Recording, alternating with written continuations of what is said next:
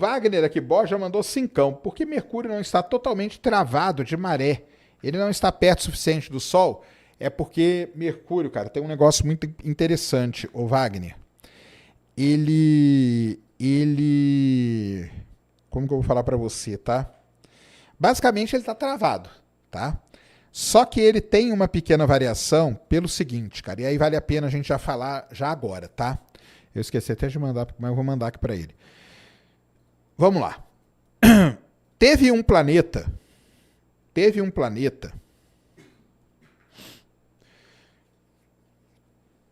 pra gente, tem até a ver com o problema dos três corpos, hein? Então vamos lá. O que a gente usa para poder prever a posição dos planetas no céu, né? A gente usa as equações, então tem as equações de Kepler, o Kepler, história da astronomia para vocês. Um cara chamado Tycho Brahe foi um dos maiores astrônomos que a humanidade já teve. O Tycho Brahe fez talvez a maior coletânea, o maior catálogo do céu na época dele. O Tycho Brahe, galera, ele teve um problema seríssimo, aliás, um azar seríssimo. O Tycho Brahe morreu em 1609, no mesmo ano em que o telescópio foi descoberto. O Tycho Brahe ele é considerado o último grande astrônomo da humanidade que não teve acesso a telescópio. Mas o Tycho Brahe ele tinha muita grana e ele construiu um observatório no palácio que ele morava e ele usava o sextante, ele usava astrolábio para medir posições. Ele ficava fazendo isso noites e mais noites. Quando ele morreu, um cidadão que já trabalhava para o Tycho Brahe, chamado Johannes Kepler, assumiu o observatório e assumiu todos os dados que o Brahe tinha feito. O que o Kepler fez? Olha que história sensacional. Isso que é a história da astronomia, tá? O Kepler pegou todos aqueles dados de observação de planeta, de observação de estrela, de cometa, e pela observação dos planetas, o Kepler pensou o seguinte: será que não existe um padrão de movimentação desses objetos aqui no sistema solar? E aí ele começou a estudar todos os dados que o Tycho Brahe tinha adquirido. E com os dados, olha, presta atenção, com os dados do Tycho Brahe, o Kepler bola as 3 leis de Kepler. As 3 leis de Kepler, elas não foram boladas de forma matemática, a gente diz, elas foram boladas de forma empírica. Isso que é empirismo, tá? Empirismo é você faz um experimento e com base naquele experimento você deduz a lei. Então o Kepler, ele bolou as 3 leis de Kepler, né? Da órbita ser uma elipse, do período e tudo mais. Todas as leis lá que a gente conhece, as leis de Kepler, são leis fundamentais que a gente usa até hoje. Muito bem, o Kepler bolou as leis. Só que aí o que acontece? Durante muitos e muitos anos, né, as leis do Kepler ali, elas ficavam naquela coisa de empirismo e tal, e tinha coisa que a gente não conseguia nem entender, tá? A gente não conseguia nem entender. Só foi possível, presta atenção, hein? Só foi possível a gente ter uma ideia de como que era a lei de Kepler quando o Newton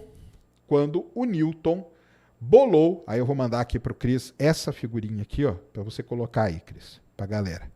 Quando o Newton bola a sua, que é história total de astronomia, que você não vai ver em lugar nenhum não, hein, galera? Você quer no Telegram, né? Melhor. Quando o Newton bola a lei da gravitação, GMM sobre D ao quadrado, coloca aí para nós. Quando ele bola a gravitação, GMM sobre D ao quadrado, olha que legal. A lei do Kepler, ela diz que o período ao quadrado é proporcional ao raio da órbita ao cubo. Isso empiricamente, tá, galera? Empiricamente. O que quer dizer empiricamente? Pega os dados e constrói isso. Quando o Newton vem com a lei de Newton, né, com a lei da gravitação, através da lei da gravitação, isso aqui é muito legal, isso aqui é matemática pura, tá? Através da lei da gravitação, tá aqui, ó, relacionando período, aqui embaixo, com o raio, através da lei da gravitação, a gente consegue comprovar a terceira lei de Kepler. A gente prova matematicamente a lei de Kepler por Newton, cara. isso é um negócio assim, é sensacional, cara. Isso é sensacional. Então, o Kepler fez tudo empírico, o Newton foi lá e provou a terceira lei de Kepler com a sua equação famosa, lei da gravitação universal. Beleza? Muito bem. A lei da gravitação universal é a maneira como a gente faz para prever a posição na órbita dos planetas. A gente usa a gravitação para poder, então, fazer essa previsão. E aí, Saturno funcionava, Marte funcionava, Júpiter funcionava, Saturno funcionava. Aí aconteceu o primeiro problema com a gravitação. Nós descobrimos Urano. Só que Netuno nós não descobrimos. Vocês sabiam que Netuno nós não descobrimos? Exatamente. Netuno foi descoberto matematicamente. Por quê? A gente usava a equação do Newton para prever a posição de Urano. Quando você colocava o telescópio na posição de Urano, Urano não estava lá. Urano estava deslocado. E aí o pessoal, os matemáticos, viram aquilo, mediram esse deslocamento. Com esse deslocamento, eles foram lá e matematicamente previram não só a posição de Urano, mas falaram assim, ó, tem um outro planeta que tá perturbando a órbita de Urano. E esse planeta é Netuno. Aponta o telescópio para lá que vocês vão achar ele. Pá, bateu. Beleza? E aí, Urano. Eu falei Urânio? Não, Urano, cara. Urano e Netuno, né? Beleza. E aí, Mercúrio sempre dava problema com a lei de Newton. Então, a lei de Newton valia para todo o sistema solar. Quando você usava a lei de Newton para prever a posição de Mercúrio, nunca acertava. Cadê Mercúrio? Não estava lá. Cadê Mercúrio? Não estava lá. Aí, o que o pessoal pensou? Eu falei, Urânio, cara?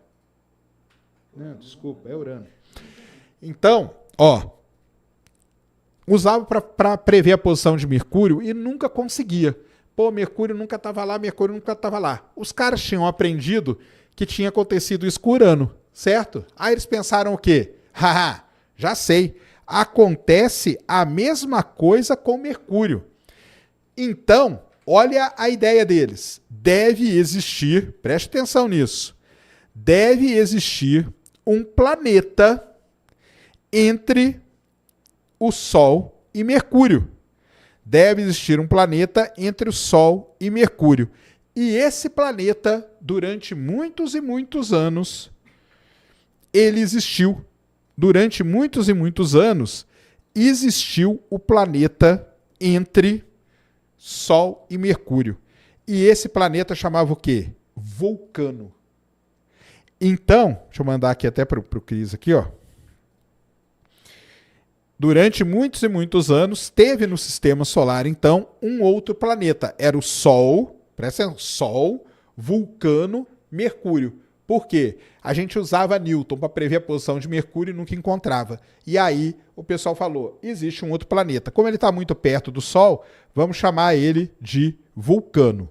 Beleza? Aí pode clicar nessa figurinha aí, ó. Só para o pessoal ter uma ideia, ó. E olha que legal, ó, eles colocam ali, ó, eles tinham, dá uma aumentada nela, isso, ó.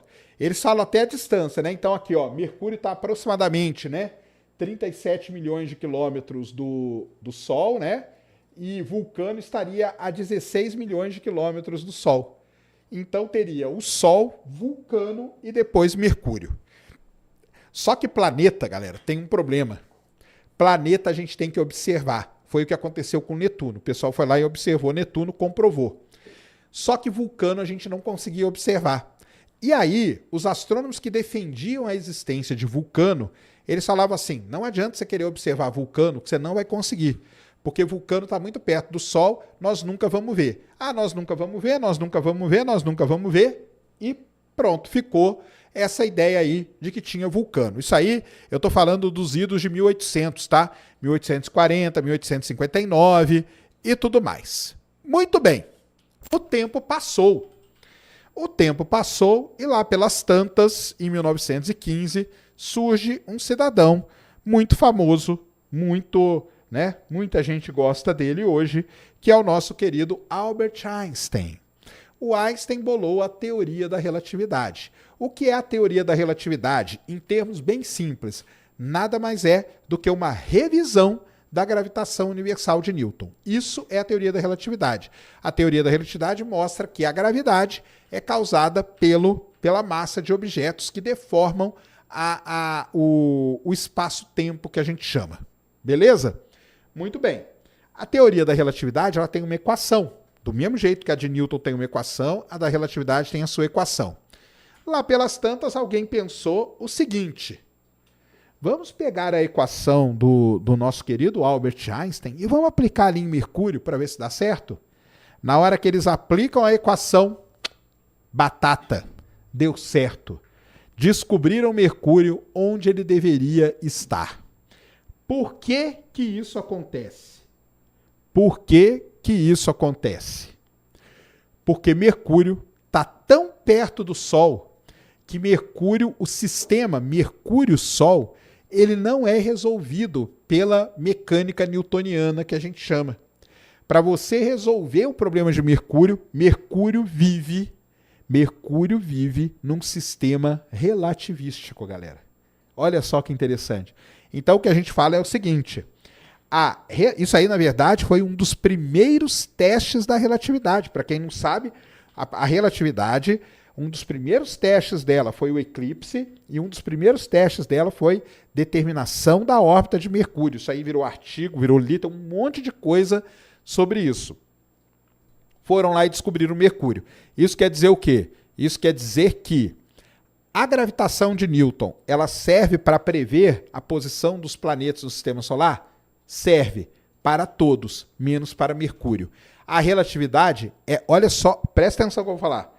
A relatividade é como se fosse uma generalização da gravitação newtoniana, da mecânica newtoniana. Não é legal? Cara, isso é uma história muito interessante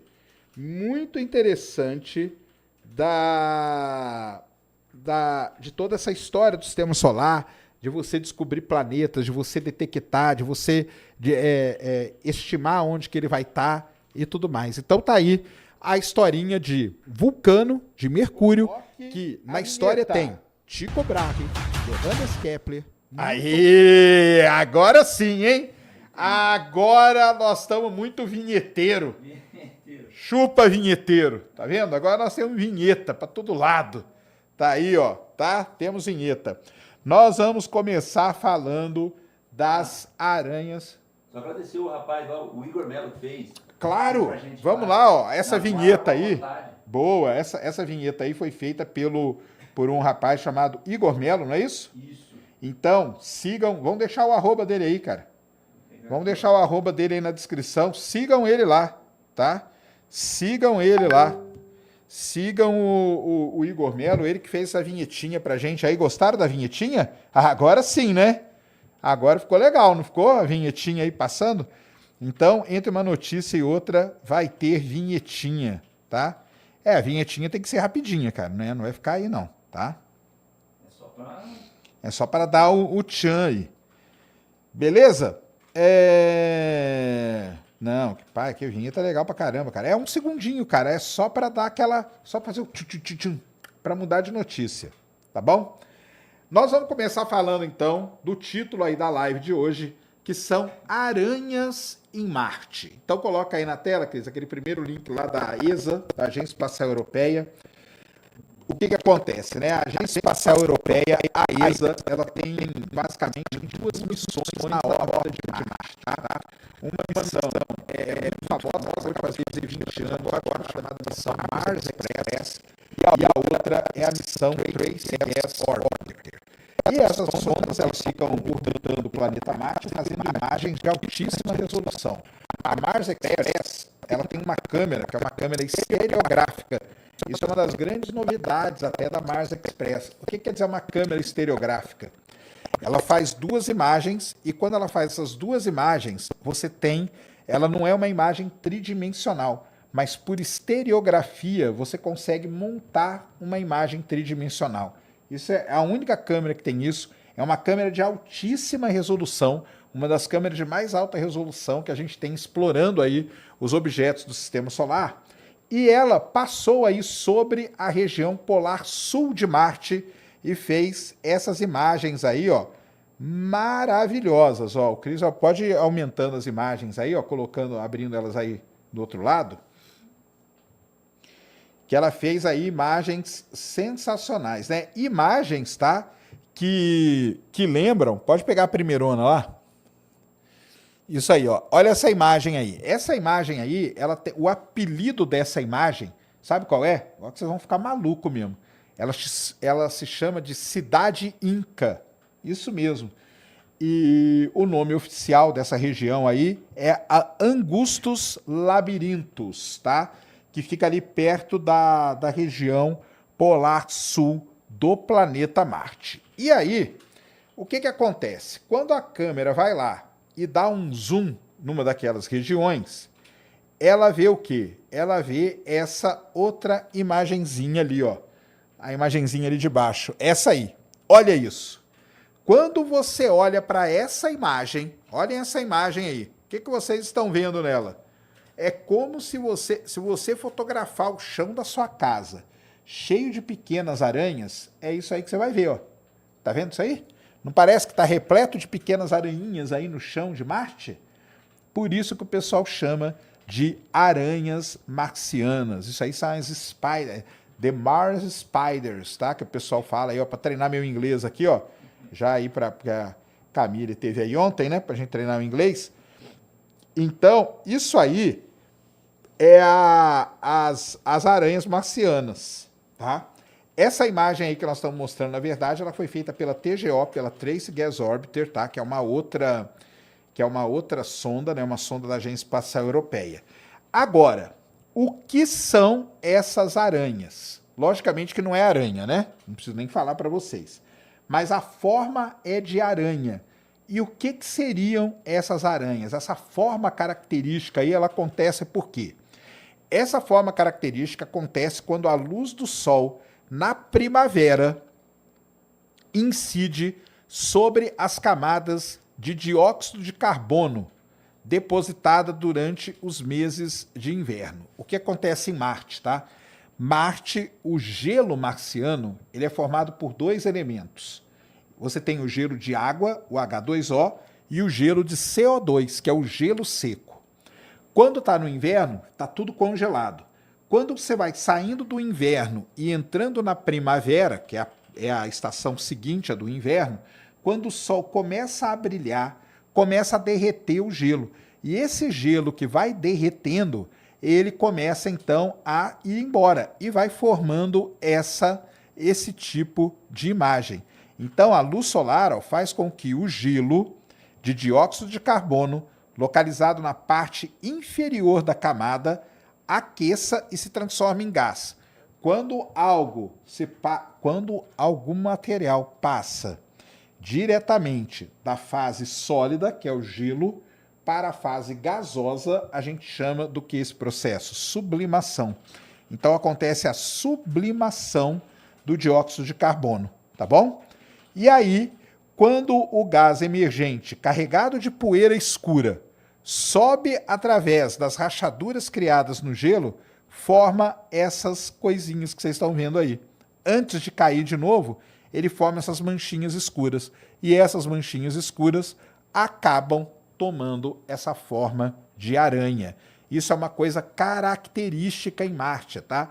Não é só nessa região, tem outros locais, em todo local próximo aos polos marcianos, quando você está na mudança de estação de ano entre o inverno e a primavera, acontece esse processo que eu falei para vocês e formam as aranhinhas marcianas, tá vendo?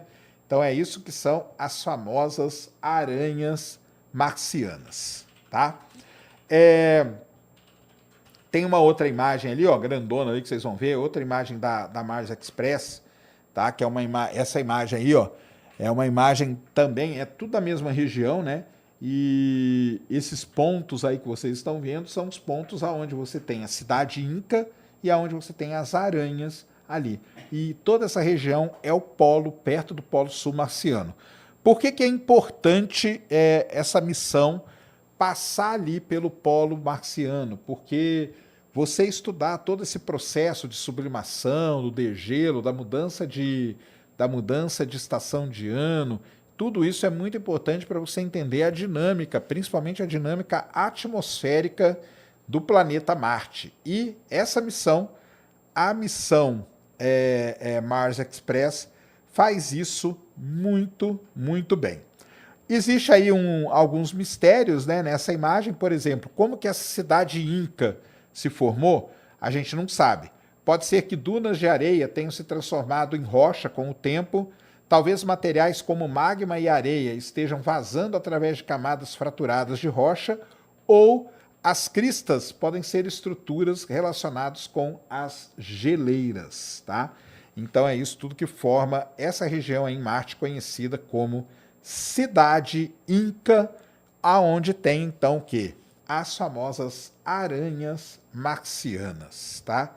Isso aí é uma imagem que foi publicada essa semana, no dia 24 de abril, tá lá no site da Agência Espacial Europeia, da ESA, tá? Lembrando que os sites estão todos ali, né, Cris? No links úteis ali, né? Tô colocando tudo lá, Sérgio. Tá tudo lá nos links úteis. Então, Deixa tudo lá. se você quiser acessar a imagem, tá lá nos links úteis dentro da nv99.com.br/ciência sem fim. Vá lá que você vai acessar tudo que a gente coloca aqui.